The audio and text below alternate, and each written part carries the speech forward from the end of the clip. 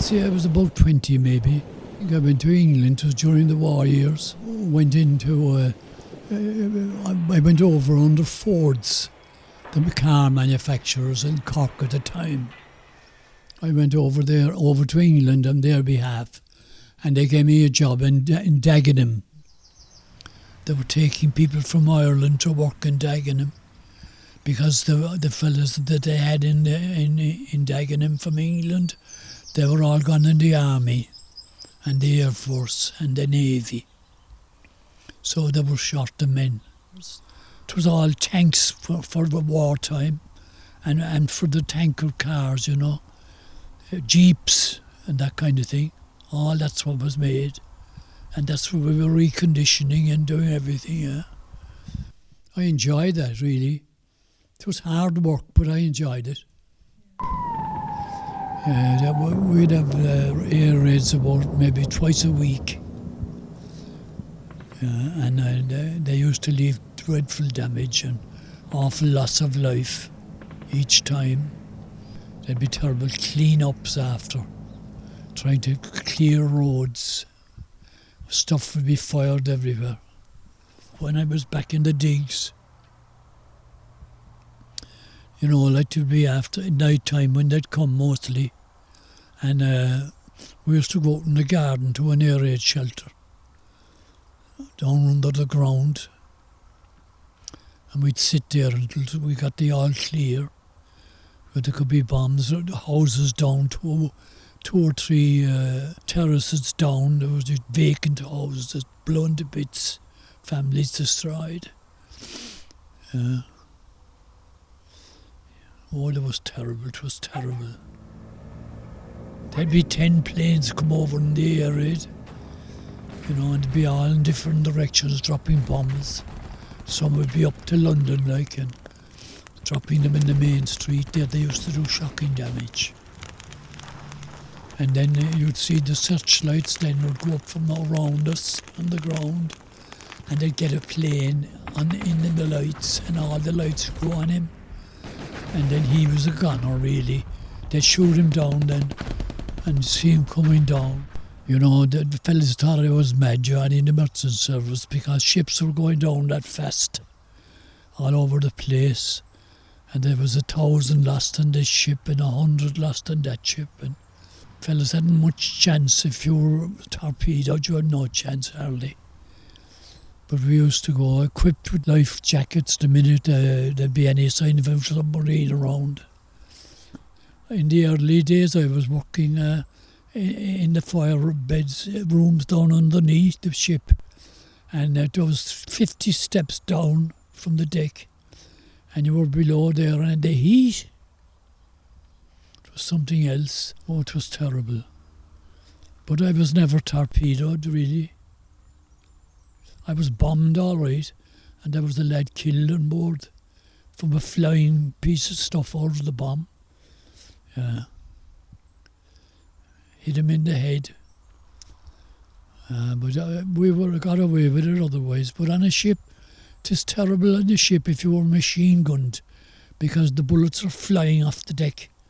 The steel deck, they're flying all over the place. And when they hit the deck, they flatten out to like raw edges around the head, and they cut you to pieces if they hit you.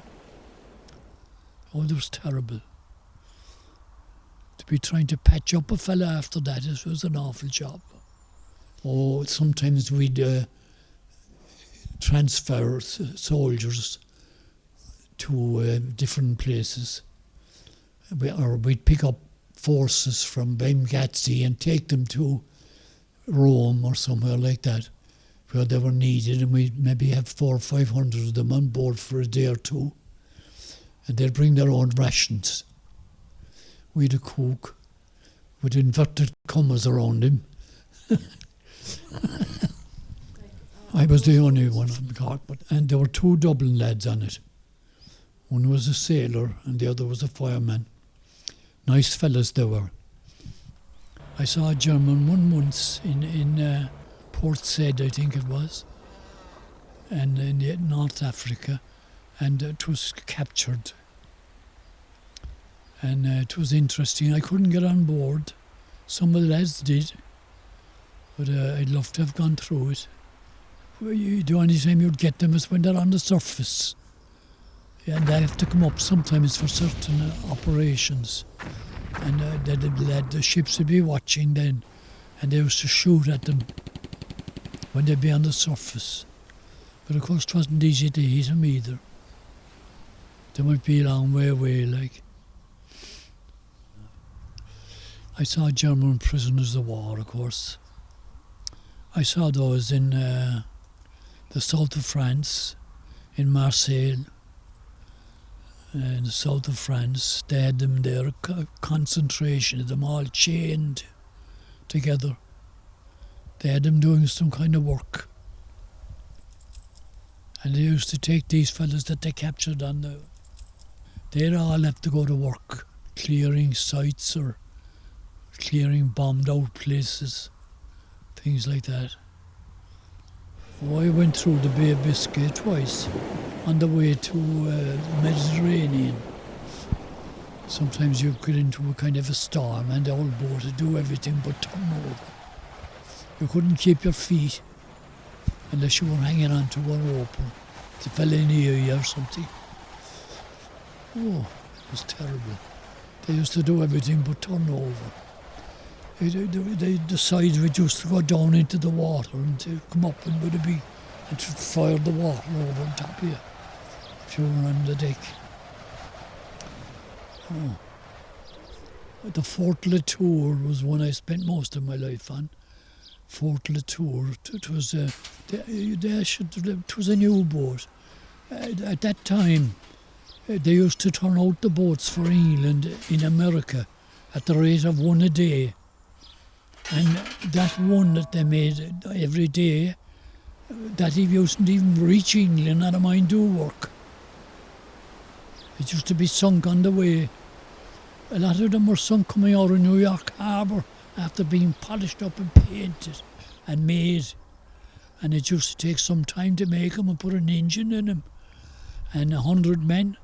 And then it was sunk straight away. The German subs used to be waiting outside, waiting for them to come out. Yeah. Oh, it was desperate destruction. They fought away, and they'd sink an odd submarine, and maybe they'd sink an odd aeroplane. They had ack-ack-guns on board as well. Ack-ack, they used to call them. They were what they use in the street for shooting at planes. They used to go around on lorries with them. But my God, such a waste of material and stuff. And the Yanks were kept going, of course, all the time, making engines and making the steel for sheets of steel for the vessel itself. Oh, Lord. And then to come out of New York and be sunk, imagine. 10,000 tons of shipping gone straight away with one torpedo. Very disappointing for the fellas that made it. But it wasn't up to them. It was keep on making, lads. What the rate of one a day they used to get. The town of Suez was interesting. They used to say every criminal in the world was in that town because no police went into it or anything. It was an awful place. But I was in it, and I found it all right. I bought some stuff in it. I forget what now. But I bought a drink, I think, and I think I bought ice cream, because it was very hot there, of course. The canal itself was wonderful. In the Suez Canal, on board ships, anywhere you looked, you were looking at miles and miles of sand away on both sides, and this channel through. It was a wonderful feat of construction. But I enjoyed it.